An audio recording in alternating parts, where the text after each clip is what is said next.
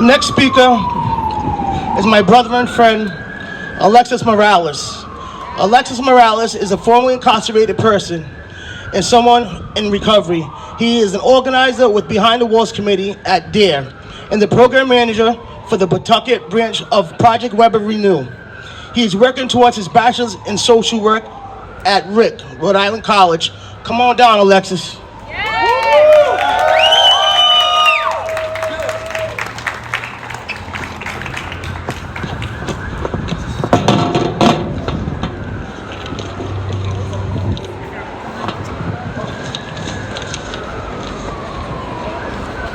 Good afternoon, everyone.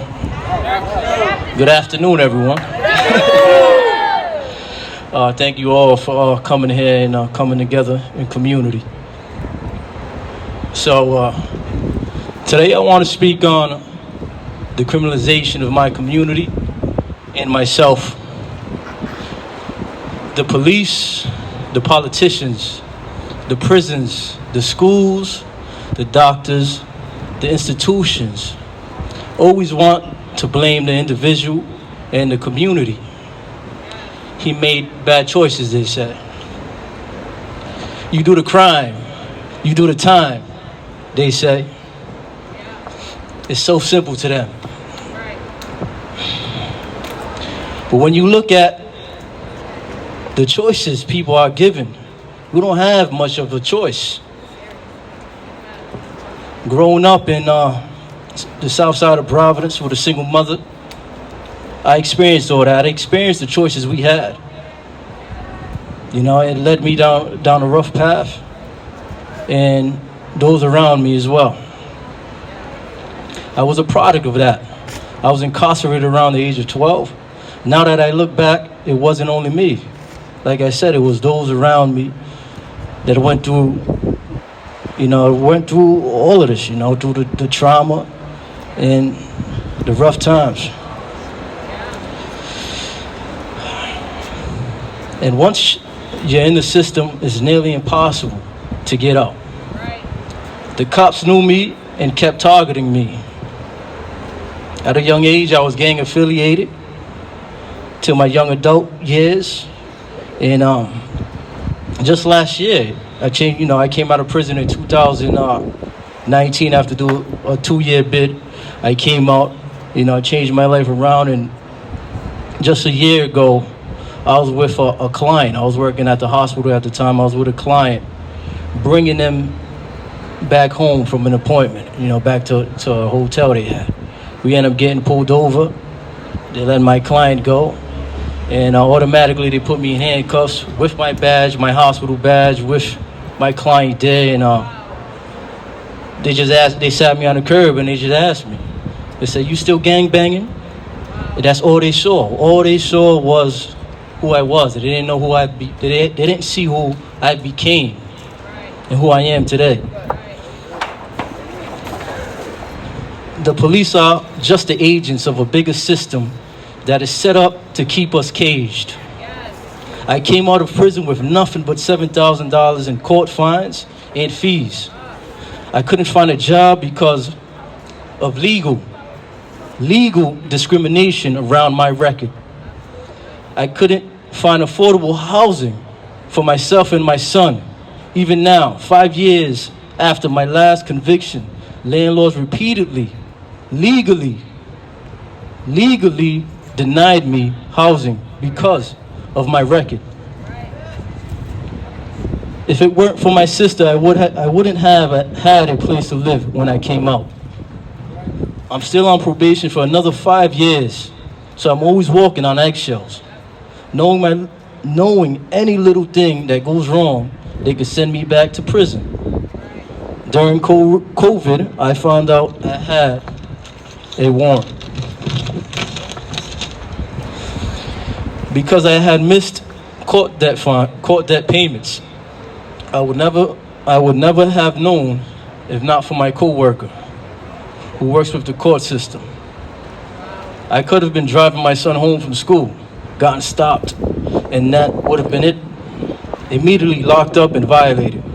Under our probation system, if you get into any kind of trouble, you're automatically going to be violated and locked up for at least 2 weeks before you even get a hearing. That's your whole life torn up. You can lose your job, housing, custody of your kids, everything in 2 weeks. I've had to keep my mind right through all of this.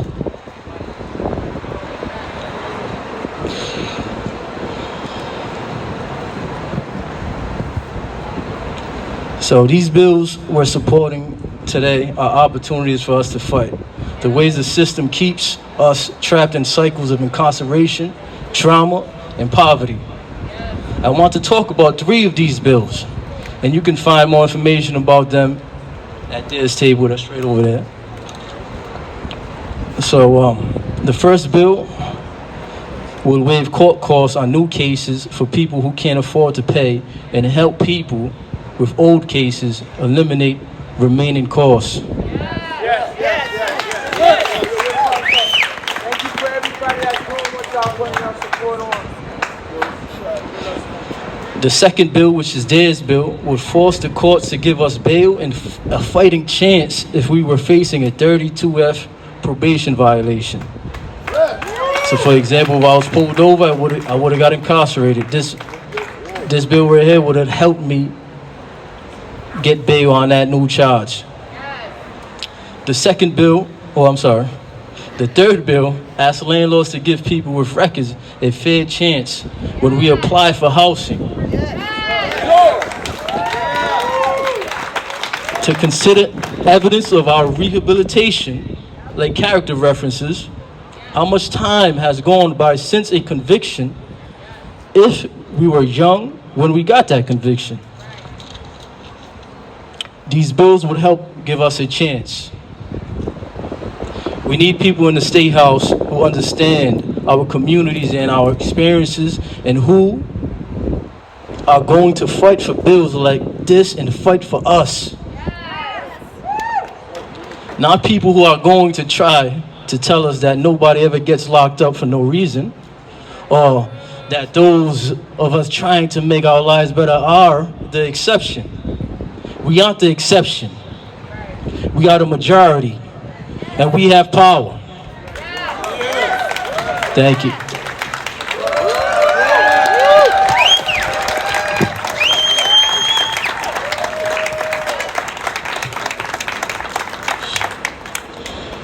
When Alexis was speaking, I wasn't going to say this, but I just have to say this. I should get this off my chest. It reminded me of a conversation him and I had the other day.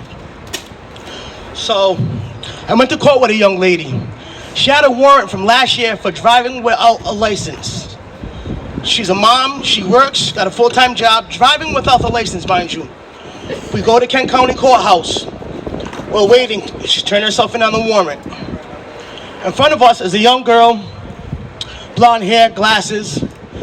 She was locked up for beating up her mother-in-law, beating up her husband, and she had a couple DUIs. The judge said, person recognizances. So I turned around to my person I was with, and I said, oh shit, she's a good judge. You're getting out of here. She stood up to the podium with her braids and her beads in her hair and a tattoo on her face. The judge looked at her and said, oh, you have a warrant from last year for driving without a license. $1,000 bail with charity. I said, what? I couldn't believe it. So again, $1,000 with charity is that $100. Some people may not have. And thank God we was able to post that bail. But it just shook me to my core, you know. And I see things like this on a daily basis, especially working in the courthouse. So we have to fight. Again, we got to fight this together. The bills are at the table. If you don't know what to look at and what you're looking for, please go pick up one of them papers and get to understand what's going on. Okay.